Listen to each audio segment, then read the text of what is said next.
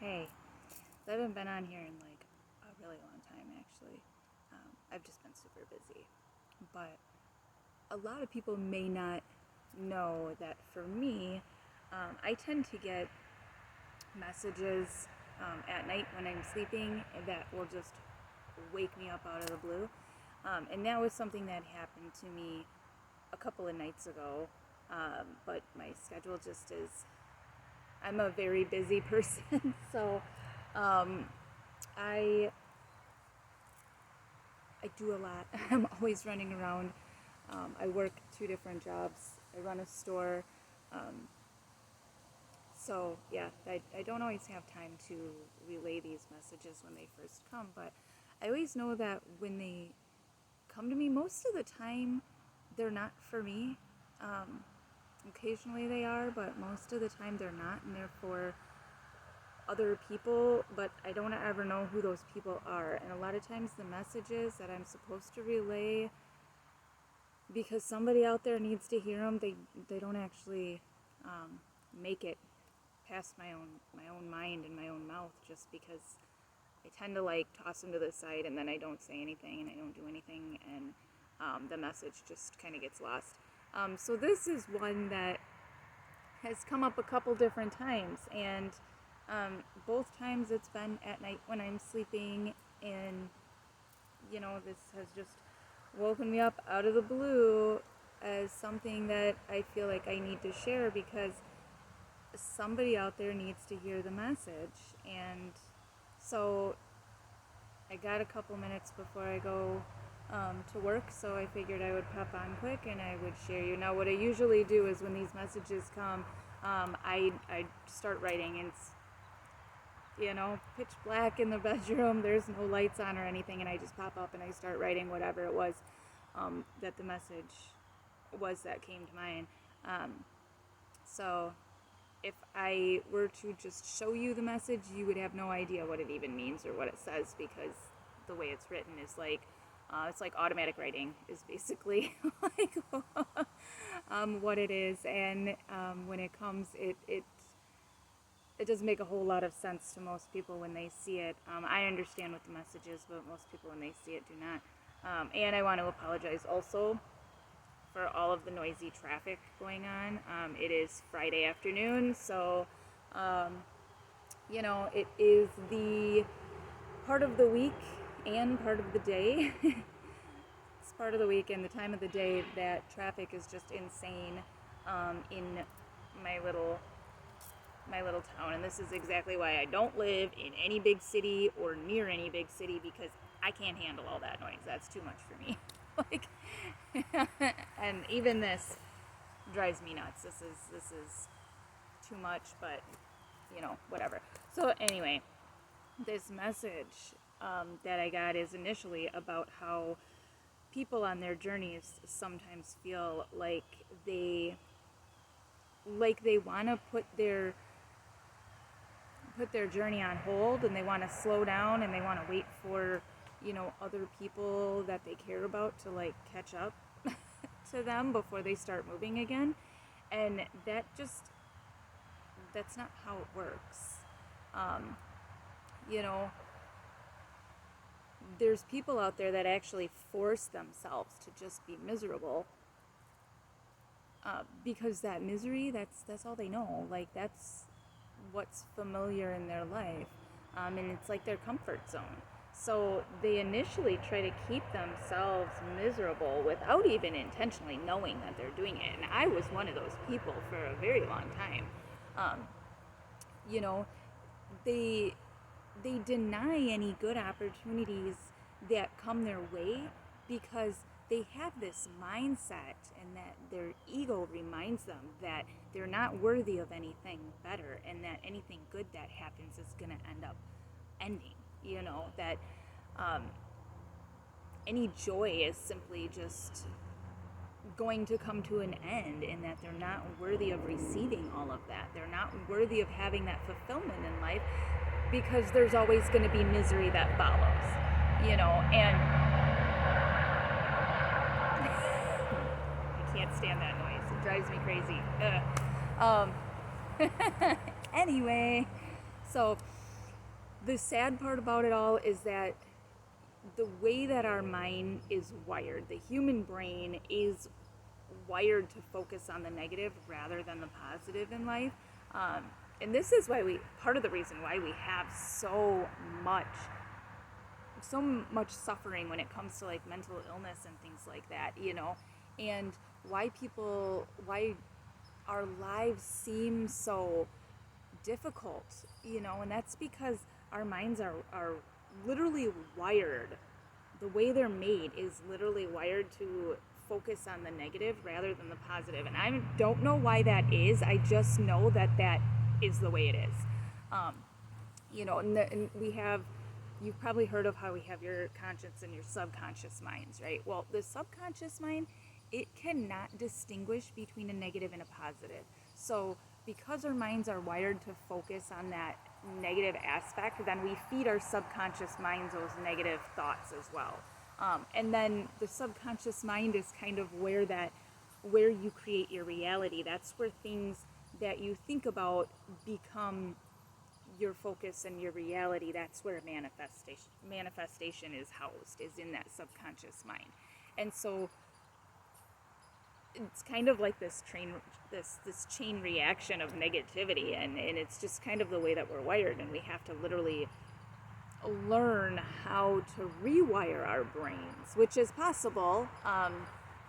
That's something that, me being a certified hypnotist, that's something that I do, is help people rewire their brains so that they are not thinking in a negative way, but instead thinking in a positive way, to help them do that. Now, it's not just me. I'm not the only one that does it. Anybody that comes to me for that kind of service also has to be willing to do the work, and they have to be a believer in the work that I'm doing. Because if you're not, then you're feeding your subconscious mind the opposite, and you're not going to get the results you want. But that's a whole different thing. So anyway,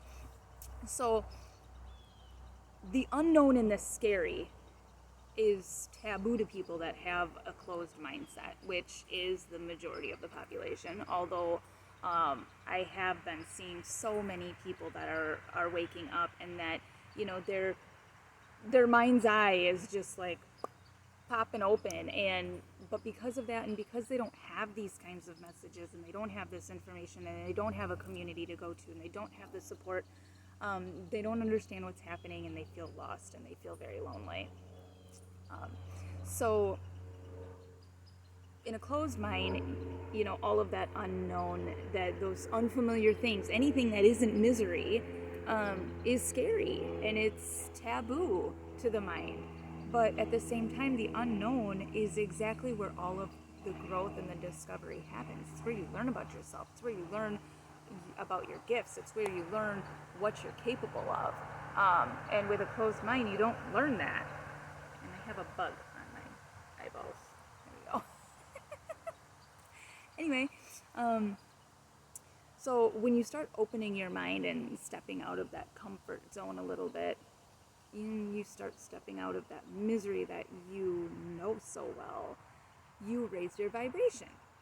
And when you raise that vibration, you might find people around you that start slowly drifting away from you. You start realizing that you have less and less in common, and your relationship with them begins to get further and further apart.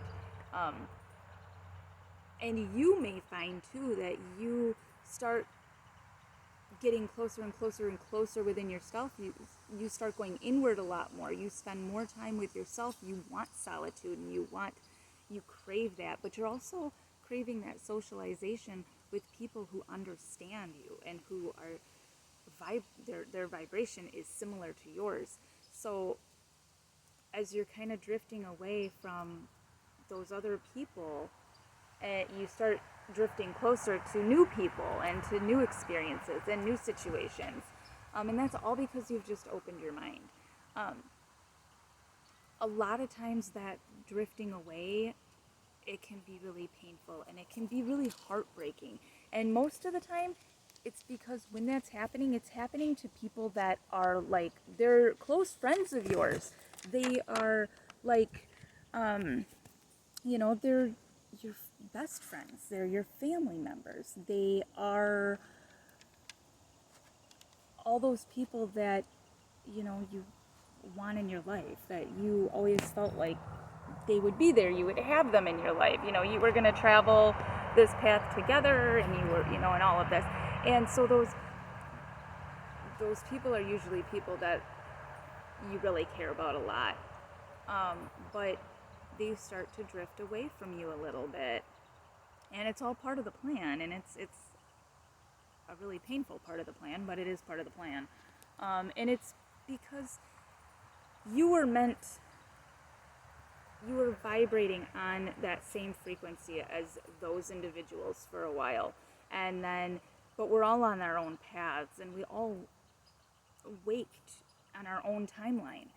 These things happen to us in different parts. And so there's people that, you know, I've encountered that I've never known before, but because we vibrate on this same timeline, I've built these super intense and incredible relationships with these people. And I never knew them before. They were never part of my life, but that's because they're becoming my family now. They're my family and friends now because this is my timeline, and we just happen to collide with our timelines together.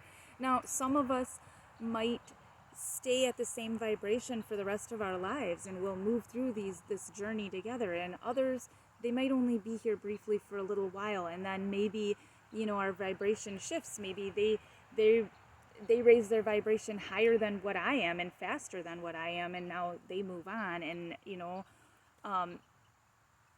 and I just kind of stay in the same place, or vice versa. You know, maybe I move my vibration and gets higher, and it moves in that direction a little bit faster, and I'm moving that frequency faster. And so now, you know, I drift away from those people that I've met now and have built those relationships with, and I move on and I start meeting different people and whatnot. So it's all part of the plan, but it can be really painful because you get so close. As humans, we are attached to the physical. Our souls get attached to that vibration and that frequency, but our body becomes attached to that physical aspect. So that human part of us is what gets attached to the physical of another human being. And so when the soul when the souls are vibrating at a different frequency and it starts to separate, that can be painful for the human body, because the human body and the conscious mind doesn't understand what's going on. So it can also be really hard and really painful, because as you raise your vibration and you start drifting apart, you begin to see a little bit more of what's happening, and you're watching these people suffer at their own hands needlessly. You know, you can see and understand exactly how much they are damaging themselves, and you understand what they're going through, because now you're vibrating higher and you've already been there. You understand. And it can be really painful and really heartbreaking to watch, because really, you know, they're holding themselves back from so much because they have that mindset that anything bad is gonna take place, and that's just how it's gonna be. And you know, you yourself know that that's not true now, even though you maybe once did think that that was the case, but now you know it's different. And now you know that, like, hey, you know, if you meditate like I'm doing, like, you can bring yourself out of that. If you go and engage in these spiritual practices that I've been doing, you can bring yourself out of that, you know. And there is no like one way to do a spiritual practice. There's so many different ways, and it's just finding what works for you. You know, even things like going to church can be a spiritual practice. It's all about the intention that's put behind it. And, you know, finding people who are engaging in spiritual practices on the same kind of level or frequency as what you are doing is what's going to kind of build that connection. And so a lot of times you'll want to kind of, it can make you want to like stop your growth, literally. Like, it can make you want to stunt your own growth and put a hold on it because you want to wait for these people to get to the same level that you are and to start vibrating at your frequency so that you can stay together on this journey and you can keep moving through this journey at the same time. And unfortunately, you know, whatever you want to call it, I say this all the time because it literally is just a title that means the same thing. But, you know,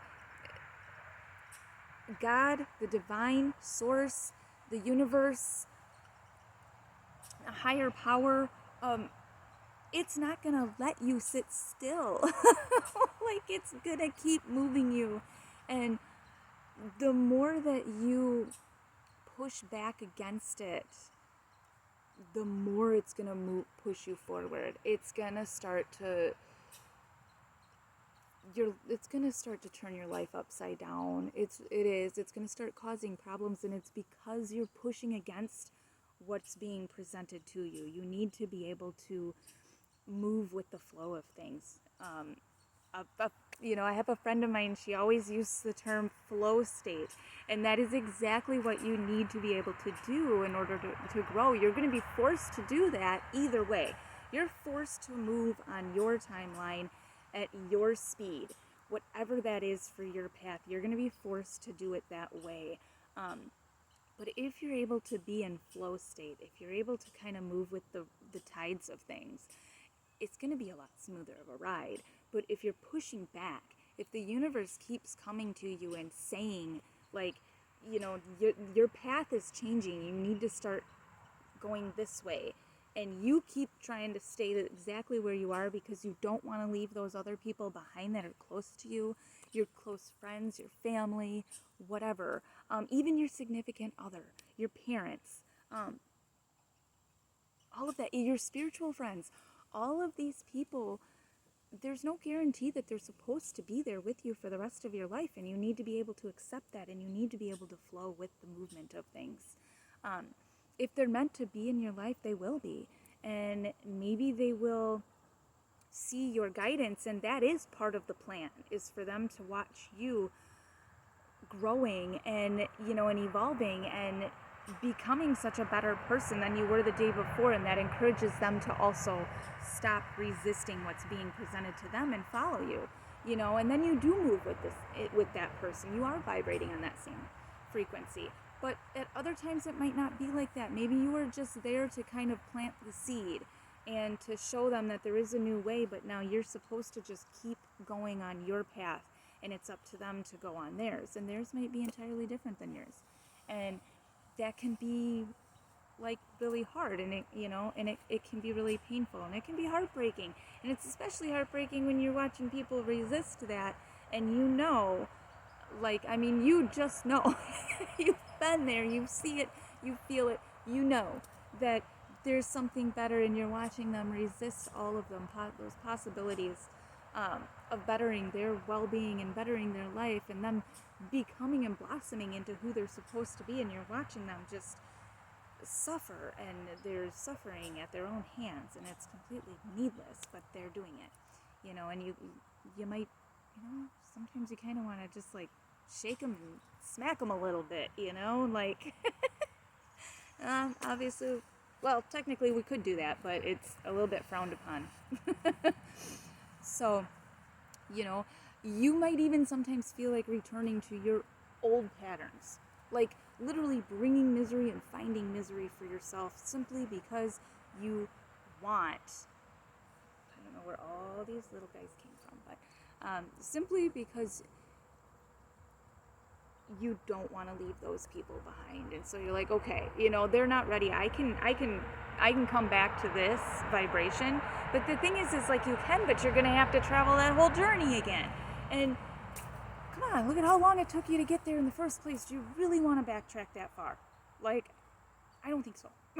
So, my advice, don't do that. Don't bring yourself back into those old patterns of misery just because you want to keep those people close to you. I know you love those people. And we're all connected by energy. So those people are going to be part of your life no matter what, always. It's just that they might not be there in a physical presence anymore. It might not be in that physical way. So these situations where you drift apart like that, they happen, like I said, because you've opened your mind. You raise your consciousness and your vibration. And those people that are not meant to vibrate at your frequency are going to drift away. Those that share your frequency are going to come into your life.